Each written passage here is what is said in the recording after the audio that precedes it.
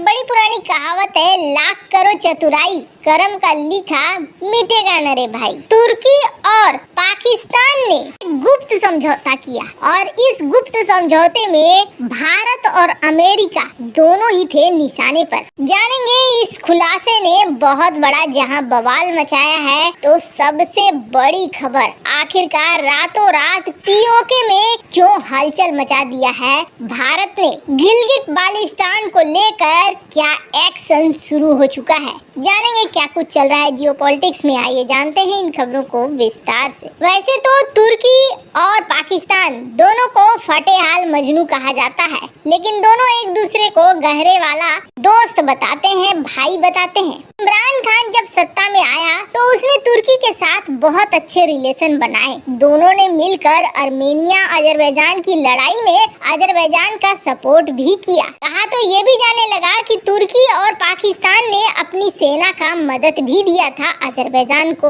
दोनों के बीच दोस्ती बहुत ज्यादा बढ़ने लगी। कश्मीर मामले में अर्दोगन खुलकर सामने आने लगा। भारत के साथ रिश्ते तुर्की के खराब होने लगे, पर पाकिस्तान के साथ बढ़ने लगे। 2018 में पाकिस्तान का जो उस समय का प्रधानमंत्री था इमरान खान ने तुर्की के आंतरिक मंत्री सुलेमान सोयलू को बुलाया और बुलाकर एक बैठक की। बैठक करके कहा कि एक प्लान बनाना है और इस प्लान में हमें भारत और अमेरिका के अंदर तबाही लानी है, लेकिन दुनिया को पता नहीं चलना चाहिए। दुनिया को यही लगना चाहिए कि ये तबाही नहीं है, ये ऐसा कुछ भी नहीं है। दुनिया को हम ये बताएंगे कि हमने दुनिया को बचाने के लिए इस तरीके का काम किया है, हम किसी को टारगेट वारगेट नहीं कर रहे हैं। तुर्की का आंतरिक मंत्री सुलेमान सोयलू चला गया तुर्की, उसने वहाँ सारी बातें रखी। अर्दोगन भी तैयार हो गया कि हाँ बिल्कुल इस प्लान पर काम करते हैं, और इस प्लान पर काम शुरू हो गया। अब इसके लिए एक खास तरीके से की आर्मी बनाई गई और आर्मी बनाकर इन्हें काम सौंपा गया। इनका काम था अमेरिका और भारत में सबसे पहले तो इनकी जानकारियों को चुराना है और इनके अंदर ऐसी खबरें फैलानी है जो ये दिखलाए कि इनके देश में सब कुछ ठीक नहीं है। सब कुछ बन गया, आर्मी भी तैयार हो गई, आर्मी ने काम करना भी शुरू कर दिया। लेकिन यहाँ पर तुर्की के जो ये आंतरिक मंत्री थे ना सुलेमान सोयलू, उन्होंने 13 अक्टूबर 2022 को एक इंटरव्यू दिया और इस इंटरव्यू में उन्होंने ये कह दिया कि हाँ हमने एक ऐसी आर्मी पाकिस्तान के साथ मिलकर तैयार की है। आखिर पाकिस्तान का सीधा नाम नहीं लिया था इन्होंने ये कहा कि हमने एक देश के साथ मिलकर इस आर्मी को बनाया है और इस देश और तुर्की की दूरी मात्र 5 से 6 घंटे की सीधी उड़ान पर है, जिसका सीधा मतलब था पाकिस्तान। अब ये आर्मी क्या आर्मी थी तो आपको बता दें, दरअसल सोयलू को एक कमान मिला था। अर्दोगन ने खास तौर पर इसे सबसे पहले इस तरीके का कमान अपने ही देश के अंदर दिया था। तुर्की के राष्ट्रपति रेजब तैयब अर्दोगन ने साइबर स्पेस में ट्रोलिंग और फर्जी अकाउंट वाले एक आर्मी का निर्माण करने के लिए एक बात कही थी और सोयलू ने यही किया।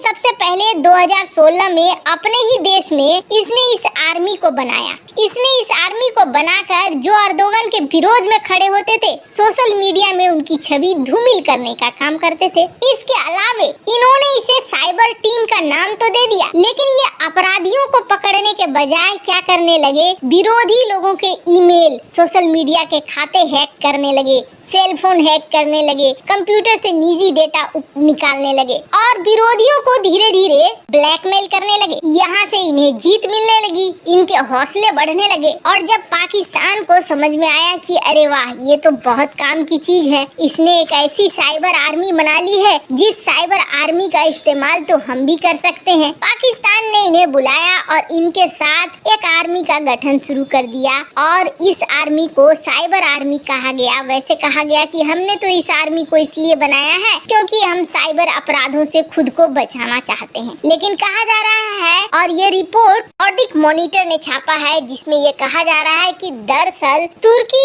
और पाकिस्तान ने इस आर्मी का गठन किया था भारत और अमेरिका को निशाने पर लेने के लिए। इन दोनों देशों की साइबर सिक्योरिटी को तोड़ने के लिए, इनके डेटा को हैक करने के लिए और सोशल मीडिया में प्रोपेगेंडा फैलाने के लिए। खैर, अमेरिका को बड़ा झटका जरूर लगा होगा। भारत तो तुर्की के बारे में जानता ही है कि तुर्की इस तरह का काम कर सकता है, पर अमेरिका को पहली बार ये झटका जरूर लगा होगा कि नाटो देश होते हुए भी तुर्की अमेरिका के खिलाफ भी बनने वाले प्लान में मदद दे रहा है। खैर, जहाँ एक तरफ ये सब कुछ हो रहा है तो वहीं दूसरी तरफ क्या पीओके में भारत ने एक्शन शुरू कर दिया है। रातों रात एक बहुत बड़ी हलचल क्यों मचा दी है भारत ने। दरअसल इस वक्त पीओके के अंदर बहुत ज्यादा प्रदर्शन चल रहा है। पीओके में जिस तरीके से मानवीय अत्याचार कर रहा है पाकिस्तान, उसकी झलक भी निकल कर सामने आ रही है। पीओके में हो रहे प्रदर्शन पाकिस्तान के लिए एक बहुत बड़ा सिरदर्द बन चुका है।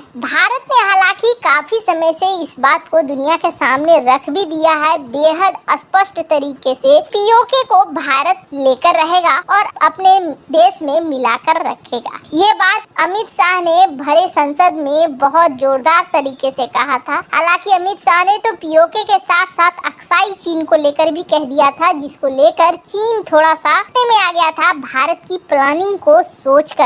इन दिनों ये देखने को मिल रहा है कि पीओके को लेकर भारत बहुत ज्यादा एग्रेसिव भी हो रहा है और एग्रेसिव होने के साथ साथ भारतीय मंत्री इस बात को लेकर खुले तौर पर बयान भी दे रहे हैं। भारत की तरफ से साफ साफ कहा जा रहा है कि हम पीओके को मिलाकर रहेंगे, आगे बढ़कर रहेंगे। तो क्या आखिरकार वो समय आ गया है जब अब पीओके पर एक्शन लेने की बारी है। वैसे इस वक्त जियोपॉलिटिक्स की बात करें तो जिस तरीके का जियोपॉलिटिक्स है, इसमें यही मौका है जब भारत पीओके को शामिल कर सकता है। एक तो 1971 में भारत ने सबसे बड़ी गलती की। भारत को उसी समय पीओके को वापस ले लेना चाहिए था, लेकिन 1971 की गलती को अब सुधारने का वक्त ऐसा लगता है जैसे आ गया है। भारत के रक्षा मंत्री ने एक बहुत बड़ा बयान दे दिया है और जिस बयान ने बिल्कुल हलचल सी मचा दी है पाकिस्तान में। इन्होंने साफ साफ कहा है कि हमने उत्तर में आगे बढ़ना शुरू कर दिया है